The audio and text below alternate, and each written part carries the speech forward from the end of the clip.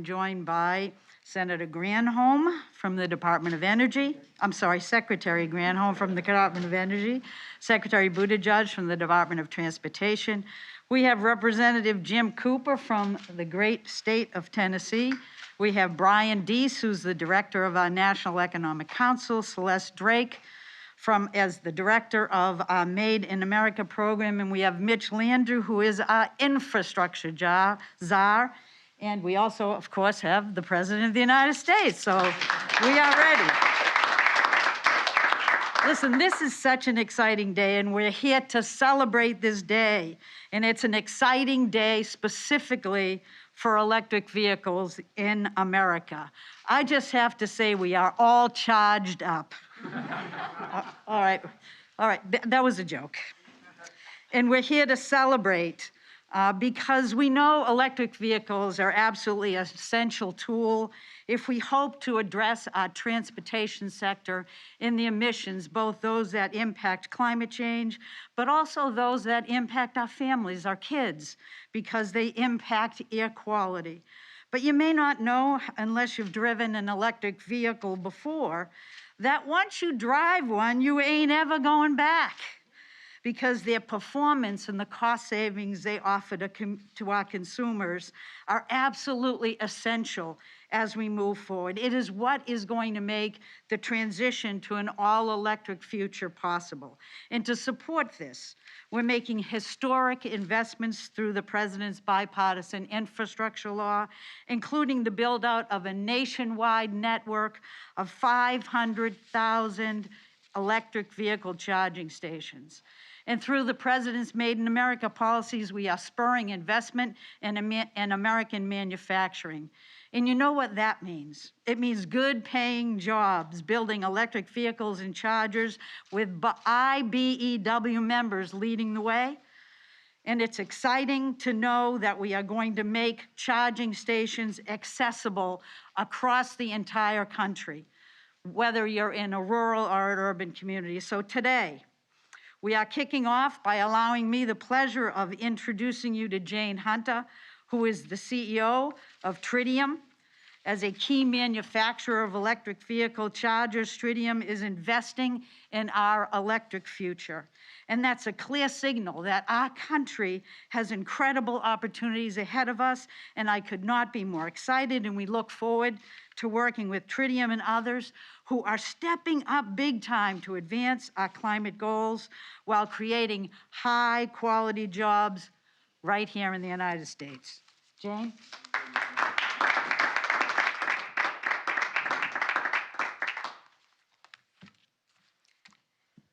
Thank you, Gina, and good afternoon, Mr. President, Secretaries Granholm and Buttigieg, and of course to Jim Cooper from Tennessee.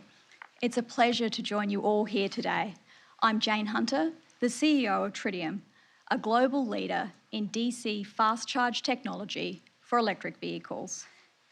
It would be an understatement to say that this has been a very exciting month for Tritium.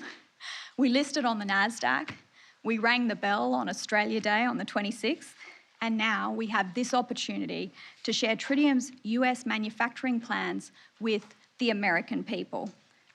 Tritium is a great story of American-Australian partnership, continuing our two countries' historic alliance in world conflicts, trade, the environment, and technology. The Tritium mission is really simple. 2 words: electrify transportation.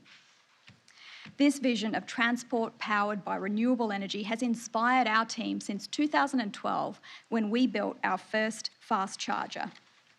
A seismic technology change is on foot here. Electric cars, vans, buses, aircrafts, boats, these are the future of transportation.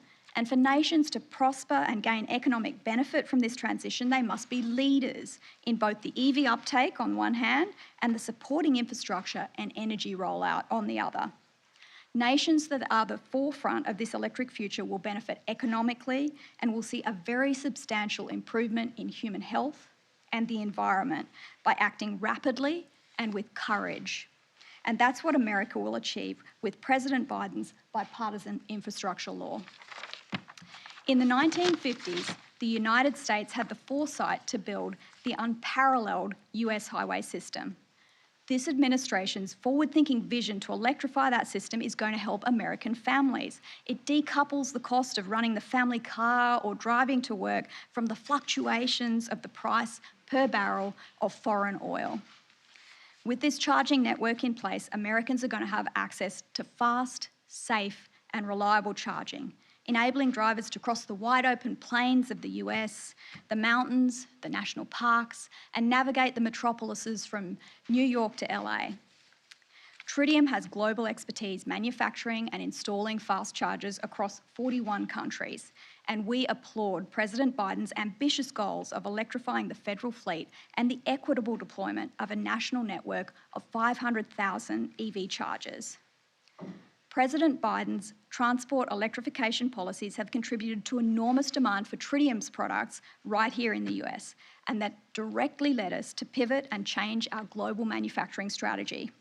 And today, we could not be prouder to announce that we'll be opening a US manufacturing facility in Tennessee, expected to begin production this fall.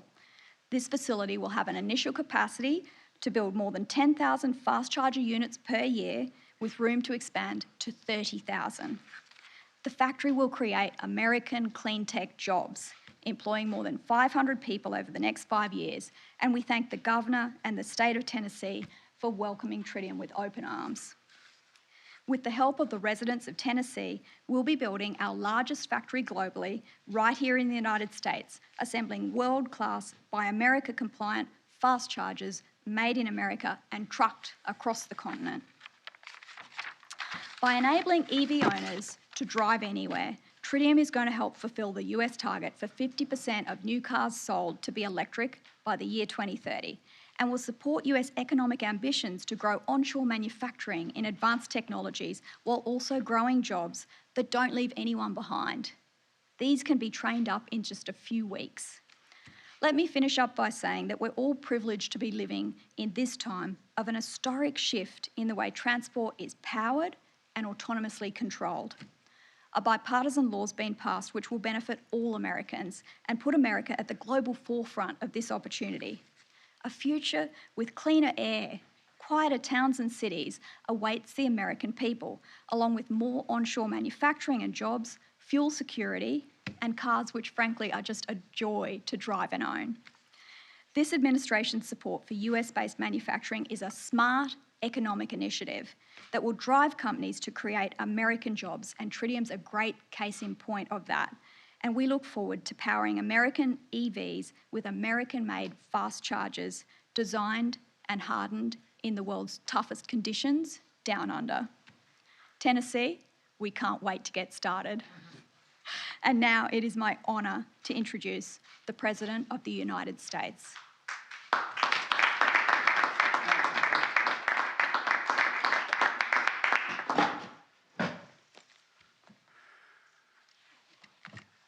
Jane, thank you. Thank you very, very much.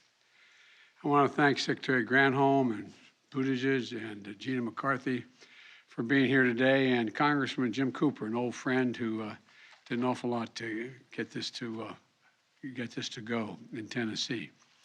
And Governor Bill Lee of Tennessee, he deserves credit as well. He wasn't able to be here today, but he worked hard to help make this happen. Another example of what America can achieve when we come together, Democrats and Republicans, to get things done. The new manufacturing facility of Tritium that's announced today is more than just great news for Tennessee. Yes, it's going to create more than 500 good-paying jobs in Tennessee, but it's going to deliver greater dignity and a little more breathing room to workers and their families, and it's going to have a ripple effect beyond and far beyond the one state. This is great news for workers across the country, for an economy, and frankly, for the planet. When we wrote and passed the bipartisan infrastructure law, we included $7.5 billion for electric vehicle chargers, like the one Jane brought along today. It's a little thing, you can see. But all kidding aside, Secretaries Granholm and Buttigieg have been helping lead this effort from our administration. And later this week, we're going to announce a state-by-state allocation for $5 billion of the funding for these chargers. so states can start making plans to build out what will become a national network of electric vehicle chargers. Tritium's new facility is going to produce up to 30,000 of these chargers every year. They'll use American parts, American iron, American steel, and they'll be installed up and down the highways and corridors in our communities all across the country by union workers from the IBEW and the Electrical Workers Union. So the benefits are going to ripple to thousands of miles in every direction. And these jobs will multiply in steel mills, small parts suppliers, construction sites all over the country in the years to come. And it's going to help ensure that America leads the world in electric vehicles. China has been leading that race up to now, but this is about to change because America is building convenient, reliable, equitable, national public charging networks. So wherever you live, charging an electric vehicle will be quick and easy. And the foundation will help help American automakers set the pace for electric vehicles, which means even more good-paying jobs producing batteries, materials, and parts. That's also going to help save hundreds of billions of gallons of gasoline over time, saving an average driver who chooses an electric vehicle up to $1,000 every year on fuel, making our country more economically competitive, lowering air pollution, and keeping families healthier as we tackle the climate crisis. Here's the key point. Announcements like this don't happen by accident. They require a vision and a commitment to build a future that's made in America. I made it clear from day one, when the federal government spends taxpayers' dollars, we're going to buy American. American products made in America, including American component parts. That's why I established the Made in America office at the White House, led by Celeste Drake. She's here on the stage. Where is Celeste? There she is. Celeste Drake. To ensure that the $1 trillion we're investing in infrastructure is spent on American workers and American manufacturing. On the way over here, by the way, I was talking with Gina. We were talking about, we have how many vehicles in the fleet, Gina, roughly? 600,000. We have 600,000 federal vehicles that the federal government owns. They're going to all end up being electric vehicles. Electric vehicles. That's what it means to finally make buying America a reality and not an empty promise. It means bringing manufacturing jobs back and building supply chains here at home so we have better jobs at lower prices. And it means a federal government that just doesn't give lip service to Buy America, but actually takes action, investing in innovation and manufacturing, which powers up companies like Tritium to do what they do best, create great products and good-paying jobs. That's been my approach from day one. And now we're seeing the results, beginning to see the results. My first full year as president, the economy created 6.6 million new jobs. 6.6 million. That's never happened before in American history. And that includes 375,000 manufacturing jobs.